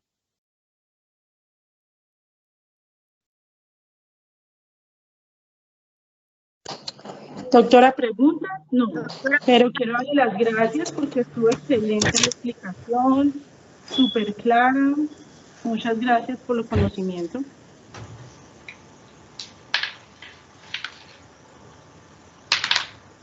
No, a ustedes muchas gracias por la atención, por el tiempo, por la paciencia con todos los contratiempos tecnológicos. No sé si alguna otra persona, señora. Yo, perdón, le pregunto algo. Quisiéramos saber y pues que nos quede claro para toda la institución, y es el tiempo en que debemos hacer el control post-transfusión. Ajá. Listo, depende del componente que estamos transfundiendo. En el caso de plaquetas, yo puedo hacer el control a partir de las 3 horas. Tengo que esperar mínimo 3 horas para hacer el control post-transfusión. Y de glóbulos rojos, el control yo lo debo hacer a partir de las 6 horas. ¿Sí? A partir de las 6 horas yo ya lo puedo hacer. Listo, muchas gracias. Buenas tardes, yo quería preguntar algo. Sí. En cuanto a Sí, lo que usted decía. Yo quiero preguntar algo también. Quiero como aclarar lo de los controles de hemoglobina post-transfusión, porque es que nosotros recibimos una información donde hay un documento donde se está actualizando que inclusive puede ser a partir de 1 hora, 2 horas. Yo quiero que usted nos aclare este tema bien, pues porque es que aquí manejamos muchísimas transfusiones en el servicio de urgencias y es prioritario como ubicar a los pacientes, trasladarlos a otros servicios. Entonces yo quiero que usted nos aclare un poquito como para quedar que nos quede como claro a partir de qué momento nosotros podemos tomar las hemoglobinas post-transfusión. Eso sí es muy importante. Y también agradecerle pues la capacitación, muy claro todo lo que nos dijo. De verdad pues que tratamos de manejarlo de la misma manera como usted lo está exponiendo. Muchísimas gracias por las aclaraciones. No, con mucho gusto. A ver, digamos que hay unas recomendaciones de las cuales ustedes pueden tomar o que ustedes deben en cada institución, deben definir cómo lo van a hacer ustedes en la institución, porque eso es lo importante. Digamos, la revisión de literatura o digamos lo que hay reportado dice que uno puede tomar un control de hemoglobina a partir de las 6 horas de haber transfundido. No quiere decir que yo no las pueda tomar antes. Yo la puedo tomar antes, pero no me va a dar un valor adecuado o no voy a poder confiar tanto en ese valor. O sea, yo puedo le voy a poner otro ejemplo. Yo puedo tomar un parcial de orina, terminar hoy el antibiótico y tomar un parcial de orina mañana. Pero si todavía me sigue saliendo una infección, no quiere decir que el antibiótico no sirvió, sino que todavía está muy temprano, pero nada me impide tomarlo. O sea, yo puedo, si tengo una urgencia de tomarlo, para tener una idea más, es como los cultivos. El cultivo idealmente a las 72 horas se lee, pero yo puedo tener un reporte preliminar a las 12 horas, pero ese no es el reporte definitivo. Yo puedo tomar una muestra post-transfusión a la hora, sí, pero el valor que me da no me va a ser exacto, ni me va a medir correctamente lo que yo quiero que me mida. Entonces, si yo lo puedo hacer, tengo el tiempo, tengo las condiciones para hacerlo en el tiempo ideal, pues lo ideal es tomarlo a las 6 horas de haberlo transfundido en glóbulos rojos y a las 3 horas de haber transfundido las plaquetas. Si tengo que hacerlo antes, tengo que tener en cuenta que la medición no va a ser adecuada o no va a ser exacta. Entonces, lo más importante es que ustedes, con el comité de medicina transfusional que tengan allá, o con la persona encargada, o con el referente, hagan una revisión de literatura. Si quieren, me escriben, o a través de la doctora Mónica lo pueden hacer. Conseguimos unos soportes y lo protocolizan en cada institución, es lo ideal. ¿Sí? Nos revisamos y lo que dicen la mayoría de las guías es que se debe hacer, voy a poner un ejemplo, a las 10 horas, ¿sí? Entonces así lo vamos a seguir haciendo y lo soportamos, que es así como se hacen pues todas las recomendaciones a nivel de cualquier práctica que se vaya a establecer en una clínica o en una IPS. Doctora Adriana, si quiere. ¿Aló? Sí. Sí, buenas tardes, doctora. Muchísimas gracias por la charla, estuvo excelente. Doctora, yo quería comentarle algo y preguntar. Usted estaba refiriéndose en la cuestión de cuando se calientan los glóbulos rojos. Yo tenía entendido que los glóbulos rojos no se deben calentar, sobre todo que cuando uno llega al servicio, yo trabajo en un servicio transfusional, ¿no?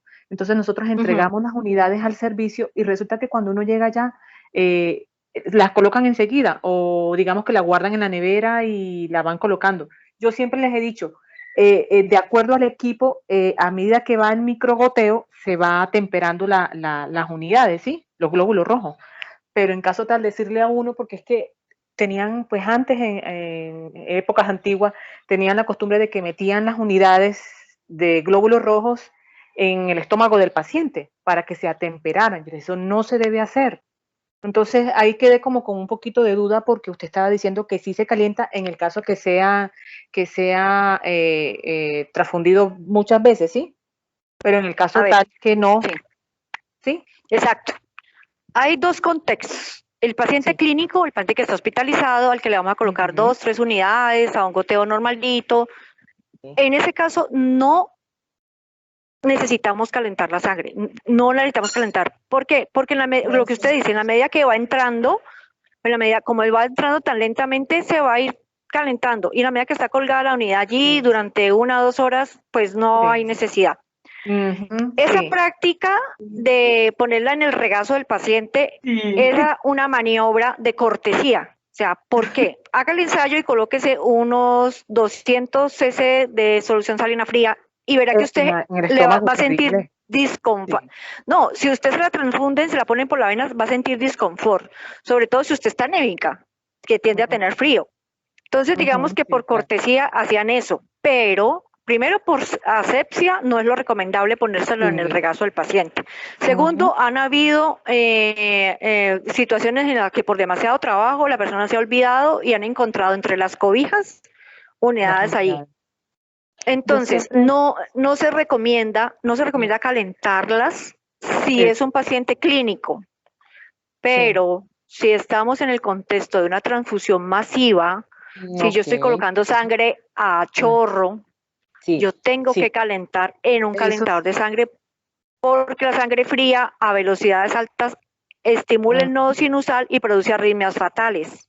Sí, yo siempre cuando entrego las unidades, pues en el caso de no hemos tenido pues tanto, es muy poco probable que lleguen pacientes así, que toque así transfundirle, digamos, 4 o 5 unidades de una. No, eso es algo muy esporádico. Excepcional. Pero, sí, exactamente. Pero sí siempre, por ejemplo, pacientes de UCI, que eso siempre, normalmente esos servicios son muy fríos. Ahí sí, de pronto ellos la dejan un poquito que se atempere, mientras la colocan en una, yo siempre le trato de decirles, colócalo en una compresa o algo así, sí, para que no dejen una compresa estéril. Así como, sí, exactamente. Pero siempre les he dicho, porque es que tienen la costumbre que uno llega, y eso no es de ahora, yo creo que eso es de toda la vida, que los jefes siempre comienzan a sobarla o algo así como para que la vayan atemperando. Yo dije, no hagan eso, no hagan eso. Yo siempre les he dicho eso. No. Eso es lo que quería no es una buena práctica. No es una buena práctica, no se debe hacer.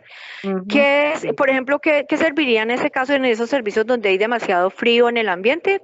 ¿Usar manticas térmicas o colocar una lamparita de esas de cuello de cisne sobre el paciente para que se caliente un poquito? Ah, bueno, muchísimas gracias, Doc. Muchas gracias por la aclaración. Muy amable. Bueno, no, con gusto. Hola, buenas tardes. Sí, buenas tardes. Buenas tardes, doctora. Yo quería hacerle una pregunta. Buenas tardes. Sí. A la devolución de los componentes. ¿Cuánto es el tiempo máximo que se puede permitir que del servicio se devuelva una unidad de glóbulos rojos si este componente ha estado dentro de una nevera controlada con temperatura? Allí no depende del tiempo, depende de la temperatura. Si yo tengo unos componentes por fuera del banco y tengo la manera de controlar la temperatura, es decir, no los he sacado de allí de esa nevera, no los he sacado, y esa nevera tiene temperatura controlada y los voy a devolver, no pueden tener más de 10 grados centígrados. Ese es el parámetro. Si tienen máximo 10 grados centígrados, yo los puedo recibir. Si tienen más de 10, los tengo que descartar. Pero esas políticas las tiene que establecer en consenso en la clínica. Hay unas clínicas que son demasiado exigentes y una vez las unidades salgan del servicio transfusional, no las reciben. O sea, usualmente son clínicas que están certificadas, bueno, en fin, que tienen, digamos, un sistema de calidad demasiado exigente. No permiten que ninguna unidad que salga del servicio transfusional vuelva a entrar a las neveras. La reciben para incinerarla. Pero yo soy partidaria, conocedora de la escasez de la sangre, que seamos un poquito más flexibles en el tema. Entonces, si tenemos la posibilidad de tener neveras de transporte con control de temperatura y no las hemos sacado de la nevera, ahí lo ideal sería tener un sello como una cinta que le garantice al servicio transfusional que no las han sacado de allí. Yo la puedo recibir siempre y cuando no estén a más de 10 grados centígrados. Les tengo que colocar el termómetro y no pueden estar a más de 10 grados centígrados.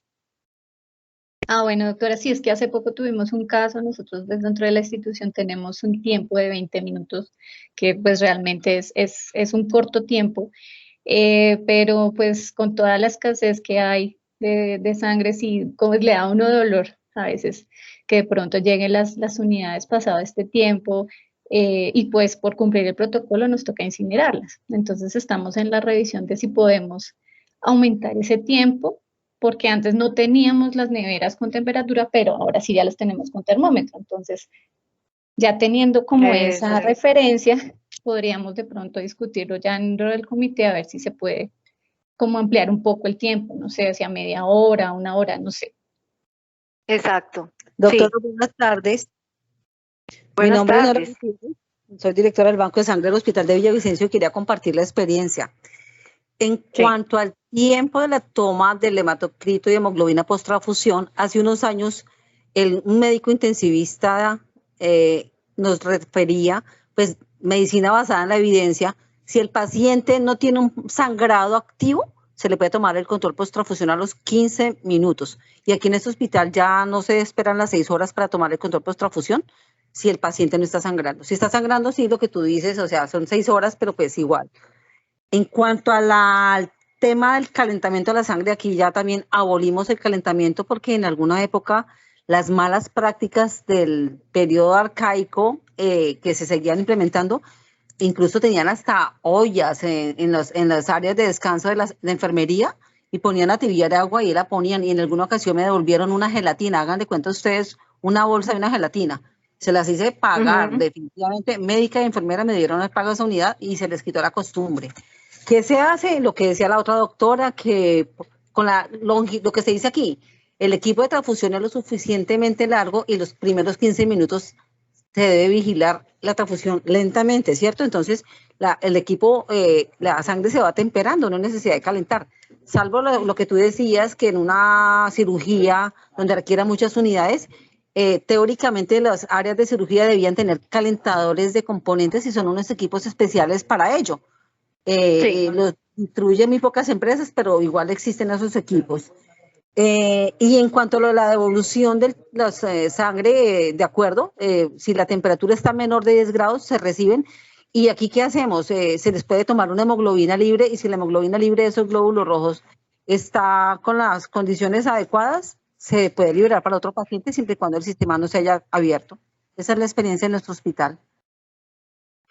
Muchas gracias, doctora Nora. Sí, son experiencias que de todas maneras son válidas. Esas experiencias se van construyendo entre ustedes, las vas construyendo la institución en consenso con los diferentes profesionales que estén, sobre todo en los comités de medicina transfusional. No hay en medicina 1 más 1 no son 2. En medicina las cosas dependen de cada paciente y de cada situación. Por ejemplo, en el control, y gracias por hacerme caer en cuenta para hacer esta claridad, en el control post-transfusional hay que tener en cuenta la condición del paciente. Si es un paciente que está sangrando o que está hemolizando y yo le tomo un control a las 6 horas, ya no voy a encontrar seguramente nada, porque ya el paciente va a haber perdido lo que le puse, muy seguramente si no he logrado controlar la hemorragia o si no he logrado controlar la hemólisis.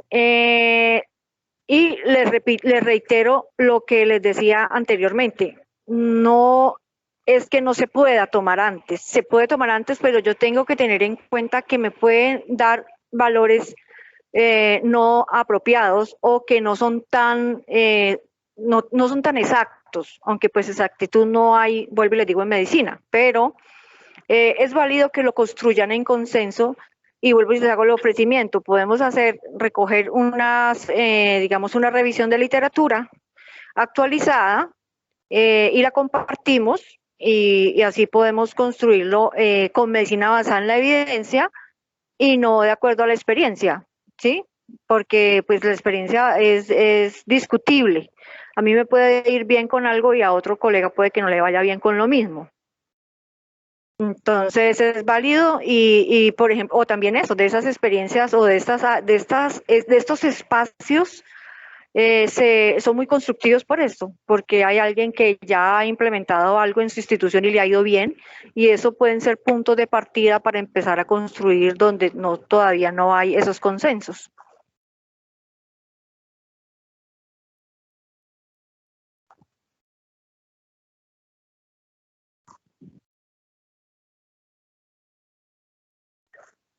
Por ahí tenía la manito levantada, no, creo que era la doctora Nora y hemovigilancia. Ya intervino. ¿Alguien más quiere intervenir o tiene alguna duda o algo por compartir? Buenas tardes. Buenas tardes. Gracias, muy amable. Te habla Alejandro García, Banco de Sangre, Hospital San Pedro Pasto. Soy médico y soy de hemovigilancia. Gracias por la invitación, gracias por la charla tan amena, tan fácil y de mucha información, sobre todo el compartir la experiencia. Tuvimos hace unos meses en Pasto un congreso donde vinieron anestesiólogos, cirujanos, y uno de los anestesiólogos que tiene mucho trabajo en el Valle, en Barranquilla, en Bogotá, no recuerdo el nombre, nos refería que la solución salina normal no la deberíamos utilizar en combinación con glóbulos rojos, ni en reposición, ni cuando se transfunde conjuntamente en un miembro superior sangre y en el otro que sea la solución salina para reposición, dado que esta despertaba la reacción inmunológica de inflamación por irritación y que aparte tenía una reacción junto con el hemocomponente.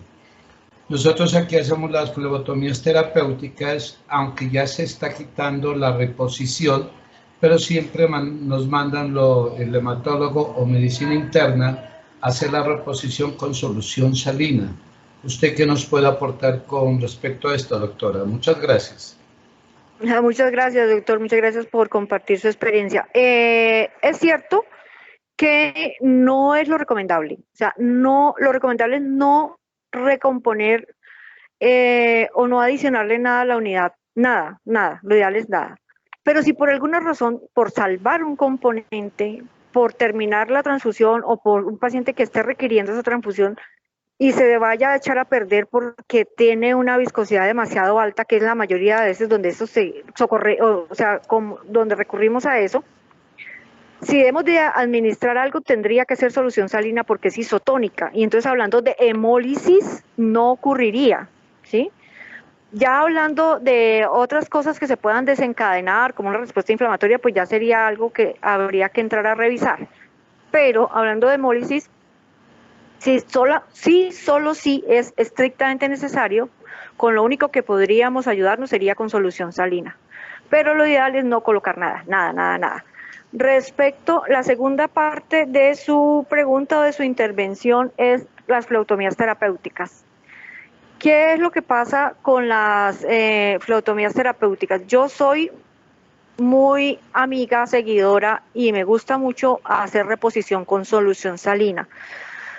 Sobre todo porque evitamos que cuando hacemos la flebotomía sola y no reponemos, pues el paciente también puede estar teniendo un poquito de malestar posterior, depende de la cantidad que saquemos, aunque casi nunca sacamos más del 10% de la volemia, igual que como una donación. Pero sí nos evitamos como esa respuesta o ese efecto rebote de la médula de me sacaron, perdí, voy a producir, ¿sí? Entonces, el aumentar el volumen circulatorio frena un poco esa respuesta y tenemos mejores resultados que al sacar la flebotomía sola y no reponer con solución salina. Es posible que hayan revisiones, estudios, series de casos donde hayan unos a favor y otros en contra, como en todo en medicina. Hay cosas a favor y cosas en contra, hay unos que han tenido mejor experiencia con reposición de salina, otros que no, y tendríamos que hacer esa revisión de todo eso a ver qué nos encontramos. Pero en mi caso particular, yo siempre he preferido hacerlo con reposición de salina. Gracias, muy amable. Ok, doc.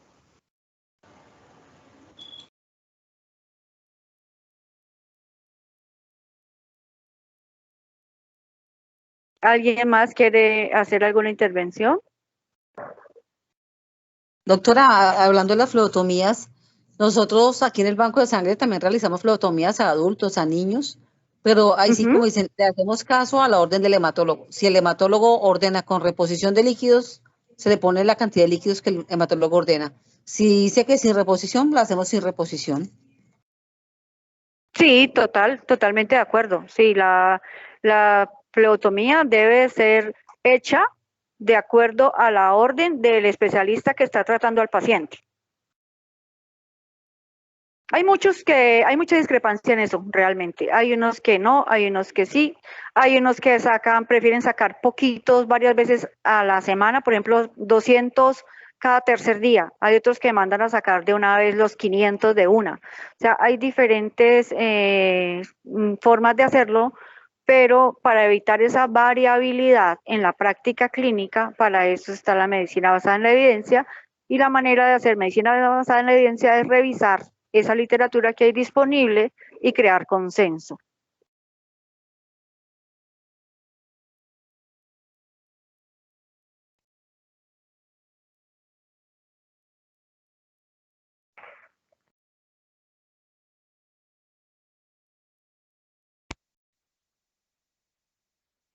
¿Alguien más quiere intervenir? ¿Sí? Viviana. Muy buenas tardes. Desde la ciudad de Pasto tenemos una pregunta. Lo que pasa es que se ha visto a veces algunas colegas que al momento de la transfusión, pues nosotros tratamos de buscar un acceso venoso exclusivo para este procedimiento. Entonces el auxiliar de enfermería canaliza una vena de grueso calibre y la dejamos con extensión de anestesia para facilitar el paso de los hemocomponentes. Pero hemos visto a veces colegas que realizan la transfusión con catéter CUSAID, con este catéter libre de aguja. ¿Habría hemólisis utilizando este tipo de catéter? Pues no lo sé, no lo tengo muy claro. Yo lo único que es, o sea, ¿qué es lo que genera la hemólisis? El calibre del catéter. Si yo tengo un catéter de un calibre muy estrecho, un catéter muy delgado, tipo un 21, dependo de la velocidad de infusión, que es la otra variable. Yo puedo tener, por ejemplo, un paciente con un acceso venoso muy pequeño, muy difícil, no me sirve, sino un 21 no le puedo coger vena con nada más. Y en ese caso yo, para contrarrestar esa hemólisis, lo que hago es transfundir muy lentamente, ¿sí? Pues si yo tengo un calibre pequeño y un catéter delgado, un lumen pequeño, y abro la llave a chorro, reviento todo. Pero si yo tengo un catéter pequeño, un lumen delgado, un lumen estrecho, transfundo más lentamente y contrarresto un poco. Pero la recomendación sí es colocar un catéter, idealmente un 18. Muchas gracias.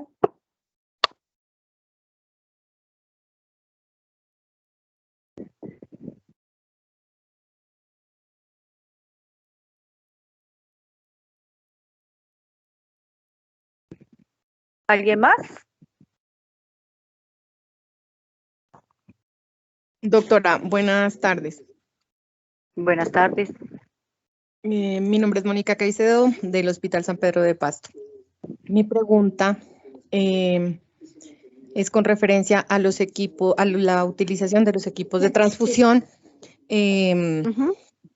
con 2 unidades. Sí. Yo quisiera que me aclare un poquito en qué se fundamentaría o cómo podría defender esa posición del uso en 2 unidades, porque por seguridad del paciente y por proveedores no tenemos ese soporte. Por la recomendación del fabricante. La recomendación del fabricante dice que el equipo de administración es para 2 unidades máximo, Digamos que si estuviéramos en un lugar de mejores ingresos que nuestro país, lo ideal sería colocar un equipo para una unidad. Pero sí se puede utilizar hasta máximo 2 unidades. Ahora, si yo transfundo una unidad y voy a transfundir la segunda y veo que ese está lleno de residuos, está demasiado lleno, ¿sí? De residuos, la malla o el filtro, yo debo cambiarlo, ¿sí? Pero sirve, por ejemplo, vuelve y juega el tema del estándar de calidad que manejen en cada institución. Lo ideal es adherirse a la recomendación del fabricante. ¿sí? Es lo mismo que el tema de las mascarillas para la administración de gases medicinales, si sí, si no, si reutilizar, si, bueno, en fin. La recomendación clara de la norma es adherirse a la recomendación del fabricante. Y eso depende, ¿y de qué depende eso? Pues de la clase, del tipo, la marca, del equipo que estemos comprando, ¿sí? Si estamos comprando, hay equipos que puede ser que nos hagan la recomendación de que pueden servir incluso para 3. Estoy poniendo un ejemplo, pero lo ideal es sí, recomendación del fabricante. Pero máximo 2 unidades por un equipo de administración. Doctora, buenas tardes. Nuevamente con la experiencia de Villavicencio. Aquí le recomendamos por un glóbulo rojo en un equipo de transfusión, no más de uno. ¿Por qué?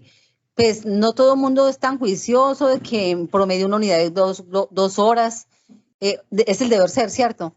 Y lo que digo yo, por ejemplo aquí, Villavicencio, no todas las salas de transfusión tienen aire acondicionado. Las UCI sí tienen, las UCI son áreas frías, salas de cirugía sí. Pero un ambiente de piso o áreas posquirúrgicas, qué sé yo, maternidad, no todos tienen esa temperatura y el riesgo de contaminación bacteriana. De todos modos, estamos en un ambiente intrahospitalario que uno quisiera que fuera 100% seguro, pero todos sabemos que siempre existe un riesgo de contaminación. Y yo les digo, miren la puntica, el catéter, tan pronto se pasa de un lado a otro, hay que está untado de sangre, una bacteria que se les pegue, el riesgo de infección, el riesgo de crecimiento exponencial de una bacteria. Yo prefiero la seguridad que la policía. Yo les digo, pidan otro equipo, una unidad con un equipo. Válido, sí. Siempre será en la medida de lo posible. En la medida de lo posible uno se tiene que adherir a las recomendaciones del fabricante. Si son equipos de administración de un solo uso, de un solo componente, pues así será. Pero pues tenemos que ser claros y tenemos que ser, digamos, realistas. Y en muchas instituciones, sobre todo en hospitales públicos, a veces no se tiene esa posibilidad. Entonces, lo máximo, pues decir, máximo, 2 unidades por un equipo de administración. Pero si tenemos la oportunidad, los recursos y lo podemos hacer, nada, súper. Entre más barreras de seguridad pongamos, será siempre mucho mejor.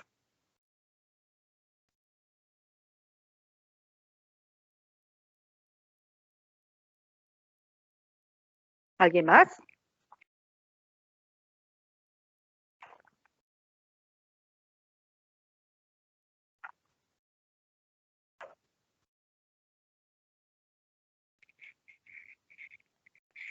¿Alguien tiene alguna otra pregunta o alguien tiene alguna otra intervención, aporte? Buenas tardes. Buenas tardes. Mi nombre es Andrea Quiroz, soy la auxiliar del servicio transfusional de la Fundación Hospital San Pedro. Doctora, tenía una pregunta. Usted hablaba sobre la devolución del residuo de la bolsa vacía al servicio transfusional.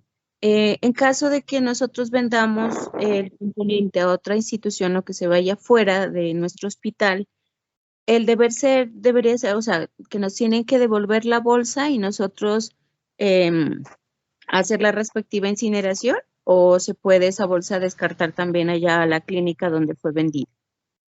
No, lo ideal es que vaya a la ruta hospitalaria de cada institución. O sea, si ya ese componente se va a transfundir en otro hospital, tiene que ir a esa ruta, pero es importante que el servicio transfusional nunca pierda la posibilidad de cerrar el ciclo. Entonces, a esa institución a quien usted le está despachando ese componente, idealmente debería de confirmarle o mandarle copia del acta de incineración para que usted pueda tener seguridad de que se cerró el ciclo completo. Gracias, doctora, muy amable. Okay.